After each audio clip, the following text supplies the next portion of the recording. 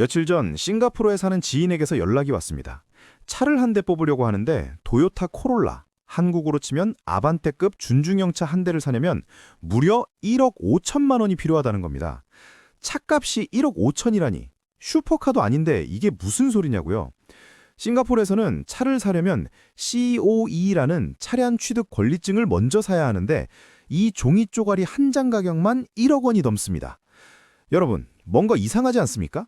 싱가포르는 전 세계에서 가장 부유한 나라 중 하나입니다. 치안은 완벽하고 거리는 먼지 하나 없이 깨끗하죠. 그런데 왜 그곳에 사는 평범한 중산층은 차 한 대 굴리기 힘들 정도로 팍팍한 삶을 살아야 할까요? 오늘 우리는 이 기이한 현상, 바로 도시가 너무 성공해서 오히려 시민들을 질식시키는 성공의 역설에 대해 파헤쳐보려 합니다. 내 통장이 텅 비어가는 이유가 단순히 내가 게을러서가 아니라는 사실, 오늘 확실히 알게 되실 겁니다. 이 현상의 뿌리를 찾으려면 우리는 200년 전으로 거슬러 올라가야 합니다. 19세기 런던, 산업혁명으로 전 세계의 부가 런던으로 쏟아져 들어왔습니다. 도시는 성공했습니다. 하지만 대가는 참혹했습니다. 인구가 폭발하자 하수도가 마비됐고 템스강은 거대한 오물 처리장으로 변했습니다. 대악취 사건 들어보셨나요? 런던 시민들은 돈 냄새가 아니라 똥 냄새에 질식해 죽어갔습니다. 도시의 성공이 삶의 질을 파괴한 역사상 첫 번째 사례였죠. 이때 등장한 해결책이 바로 혁신이었습니다. 프랑스 파리의 오스만 남작은 좁아터진 골목을 다 밀어버리고 거대한 직선도로와 지하 하수도를 뚫었습니다.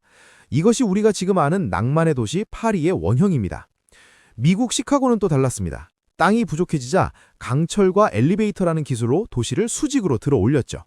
즉, 인류는 도시가 한계에 부딪힐 때마다 기술과 인프라 혁신으로 그 한계 효용을 억지로 늘려왔던 겁니다. 그런데 말입니다. 2026년 지금 우리가 직면한 문제는 19세기의 똥물이나 화재가 아닙니다.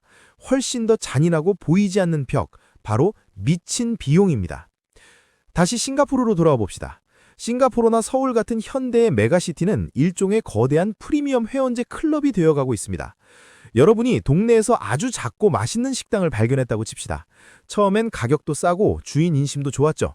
그런데 이 집이 미슐랭 가이드에 소개되고 전 세계에서 손님이 몰려옵니다. 이제 밥 한 끼 먹으려면 3시간을 줄 서야 하고 가격은 5배가 뛰었습니다. 원조 단골이었던 동네 주민들은 더 이상 그 식당에 갈 수 없게 되죠. 이게 바로 지금의 서울, 뉴욕, 싱가포르에서 벌어지는 일입니다. 도시가 매력적일수록 전 세계의 자본이 몰립니다. 기업이 들어오고 인재가 모입니다. 그러면 필연적으로 지대, 즉 땅값이 폭등합니다. 문제는 이 땅값 오르는 속도가 여러분의 월급 오르는 속도보다 항상 언제나 훨씬 빠르다는 겁니다. 결국 도시를 지탱하던 평범한 사람들, 선생님, 간호사, 경찰관과 갓 사회에 나온 청년은 점점 도시 외곽으로, 경기도로, 더 먼 위성도시로 밀려나갑니다. 서울에 직장은 있지만 서울에 살 자격은 박탈당하는 것이죠.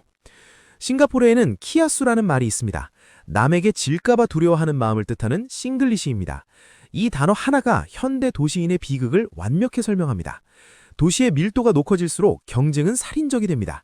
옆 사람보다 뒤처지면 바로 도태된다는 공포가 사회 전체를 지배하죠. 이런 환경에서 인간은 본능적으로 가장 먼저 무엇을 포기할까요?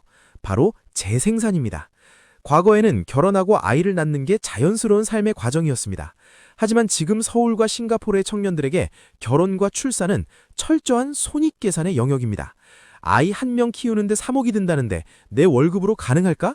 계산기를 두드려보고 답이 안 나오면 인간은 번식을 멈춥니다. 전 세계에서 가장 낮은 한국과 싱가포르의 합계 출산율은 단순한 사회 문제가 아닙니다. 도시라는 생태계가 너무 과밀해져서 구성원들이 스스로 개체수를 조절하는 소름 돋는 생물학적 현상인 것이죠. 그렇다면 이 상황에서 승자와 패자는 누구일까요? 냉정하게 말해 승자는 초기의 자산을 선점한 자들입니다. 도시가 팽창하면서 발생하는 막대한 부는 노동소득이 아니라 자산소득으로 집중됩니다. 반면 패자는 성실하게 일만 하는 후발주자들입니다. 아무리 열심히 일해도 내가 서 있는 땅의 가격표가 바뀌는 속도를 따라잡을 수 없기 때문입니다. 이제 우리는 갈림길에 서 있습니다. 앞으로의 미래는 어떻게 될까요? 저는 2가지 흐름이 충돌할 것으로 봅니다. 첫 번째는 기술적 해법입니다. 과거 파리가 하수도를 뚫고 시카고가 마천루를 올렸듯 우리에겐 AI와 자율주행 그리고 GTX 같은 광역 교통망이 있습니다. 물리적 거리를 시간과 기술로 단축시켜 도시의 한계를 다시 한번 넓히는 것이죠. 만약 자율주행으로 출퇴근 시간의 고통이 사라진다면 굳이 강남 한복판에 살지 않아도 되는 시대가 올 수도 있습니다. 하지만 두 번째, 가장 위험한 시나리오는 계급의 요새화입니다. 영화 엘리시움처럼 도심은 막대한 비용을 지불할 수 있는 상위 1%만의 성역이 되고 나머지는 그들에게 서비스를 제공하기 위해 잠시 들렀다 빠져나가는 유령 같은 존재가 되는 것입니다. 이미 샌프란시스코나 런던의 일부 구역은 이렇게 변해가고 있죠. 여러분은 지금 어디에 서 있습니까? 서울이라는 화려한 파티장에 억지로 끼기 위해 내 영혼까지 갈아넣고 계신가요? 아니면 파티장 밖에서 새로운 기회를 찾고 계신가요? 확실한 건 열심히만 하면 잘 살 수 있다는 과거의 공식은 깨졌다는 겁니다. 도시의 한계 효용을 이해하고 자본이 어디로 가는지, 그리고 기술이 이 판을 어떻게 뒤집을지 끊임없이 공부해야만 내 자산과 가족을 지킬 수 있습니다. 위기는 항상 준비되지 않은 자에게만 가혹한 법이니까요. 오늘의 영상이 도움되셨다면 돈 키울 때 구독, 좋아요 부탁드립니다. 감사합니다.